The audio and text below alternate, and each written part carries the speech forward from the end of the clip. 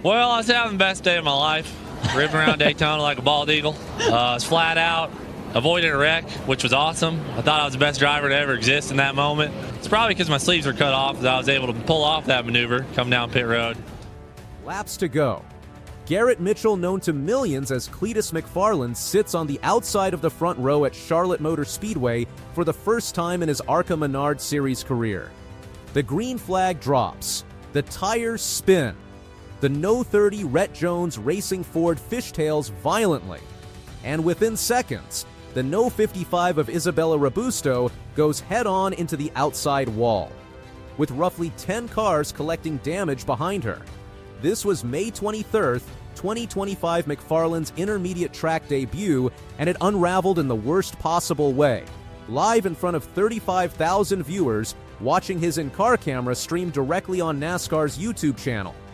But the full story of that night is more than one bad restart.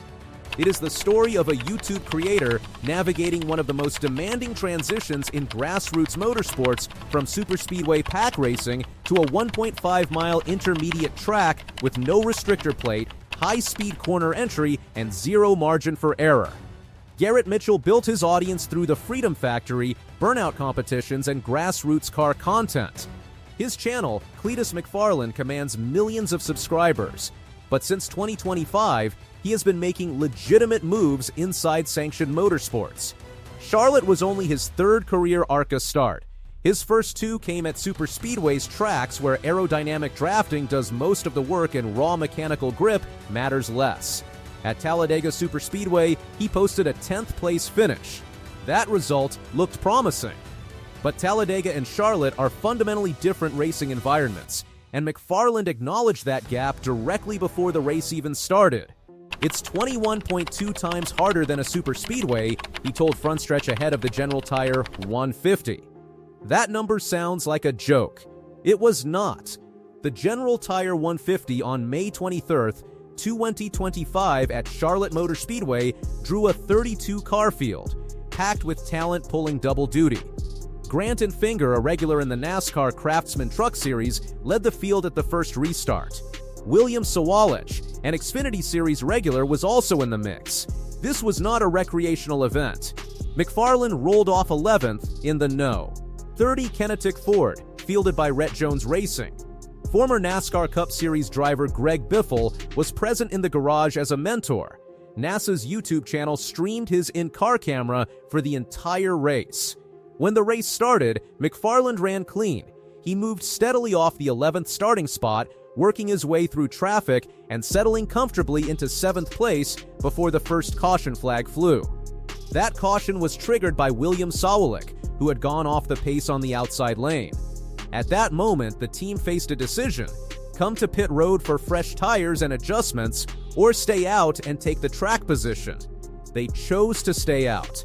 That call launched McFarland from 7th all the way to 2nd on the restart grid, the outside of the front row. The best starting position of his young ARCA career. Before the restart, his crew was direct. They reminded him to warm the tires before going to full throttle. The field lined up. Grant and Finger sat on the inside. McFarland had the outside. 62 laps remained. The green flag dropped. McFarland hit the throttle immediately and hard. The rear tires broke loose. The No. 30 began fishtailing across the racing surface as he fought to find traction. William Sawalich, running directly behind, tagged him from the rear, compounding the instability. The car swung wide. McFarland connected with the right rear of Isabella Robusto's No. 55, sending her directly into the outside wall. The impact was severe. Spencer Gallagher, Lawless Allen, and Brian Dozo were among the cars swept into the incident.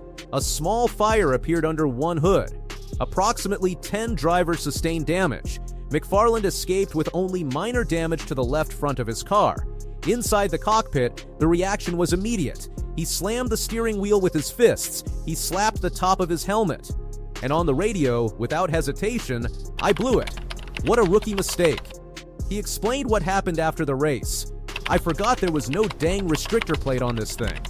I'm like, wham, gave her the beans. It steps out, and then I clip it. Just feels bad, but we'll move forward." The restrictor plate used at Daytona and Talladega limits throttle output and keeps cars aerodynamically connected in packs. Charlotte has no such device. When McFarland hit the throttle the same way he would at a superspeedway, the result was instantaneous wheel spin on a track that demands precision, not power bursts. Under the caution that followed, McFarland came to pit road. The crew changed tires, repaired the left front damage, and sent him back out. Critically, he stayed on the lead lap during the caution period. That decision kept him relevant in the race. When racing resumed, he began climbing again. He worked his way back to 7th by the halfway point, demonstrating an ability to navigate traffic and manage restarts cleanly after the opening incident. He continued pushing, reaching as high as 5th place during the late green flag run, the best single-lap position of his ARCA career to that point. The fade came with approximately 10 laps remaining. Thad Moffitt in the No. 46 got by him first. The battle with Moffitt opened a gap, and Dr. Staropoli in the No. 25 slipped through as well. McFarland settled into 9th and stayed there to the checkered flag. Eventual race winner Austin Green lapped him near the end of the race, which illustrated the real performance gap between McFarland and the front-running regulars. Still, 9th place was his best career ARCA finish, improving on the 10th he posted at Talladega. After the race, McFarland stood in front of the Fox Sports 1 cameras and led with accountability. I want to start out by apologizing to the team that I took out. I think it was several cars. I just feel terrible. Every time I go racing, I don't want to get taken out. I felt it. It sucks. I've been sent home and I made a complete rookie maneuver on the restart. I zigged and then I zagged and then was blowing my door off and on the zag. I hit her and put her in the wall. I feel terrible about it. I know those guys work hard to be out here. It sucks to send them home. He did not deflect. He did not cite Sawalich's contact from behind as an excuse, even though the footage shows it contributed. He owned the mistake fully. He also described something that surprised him during the race, the aerodynamic effect of a car pulling alongside at speed. Never felt a wing clipped off me when someone got on my outside. Freaking yanked me off the track. It was like getting 4 flat tires. This phenomenon, standard experience for ARCA regulars, was entirely new to him at Charlotte Speed. On his final result, he was measured 9th. Better than ever, but still sucks. You ain't first, you're last. A direct reference to Ricky Bobby from the film Talladega Nights. McFarland's next planned ARCA start is at Bristol Motor Speedway in September 2025. Bristol is a .533 mile short track, an entirely different test again, with tight corners, heavy contact, and almost no straightaway distance. The ARCA Menards Series schedule will continue to demand new skills at every stop. What Charlotte confirmed is that McFarland is not running a vanity campaign. Rette Jones Racing is a legitimate operation. Greg Biffle is an active presence. NASCAR streaming his in-car feed on its official channel demonstrates a real institutional investment in the crossover audience he brings. The 35,000 live viewers watching that feed were not typical ARCA fans, they were his community, now watching sanctioned racing because he is in it. The gap to the frontrunners is real. Austin Green lapped him, but the trajectory from 10th at Talladega to 9th at Charlotte on a dramatically harder track, with a significant incident in between, points to incremental, genuine progress. The restrictor plate lesson at Charlotte was expensive for the drivers he collected. It will not be forgotten before Bristol.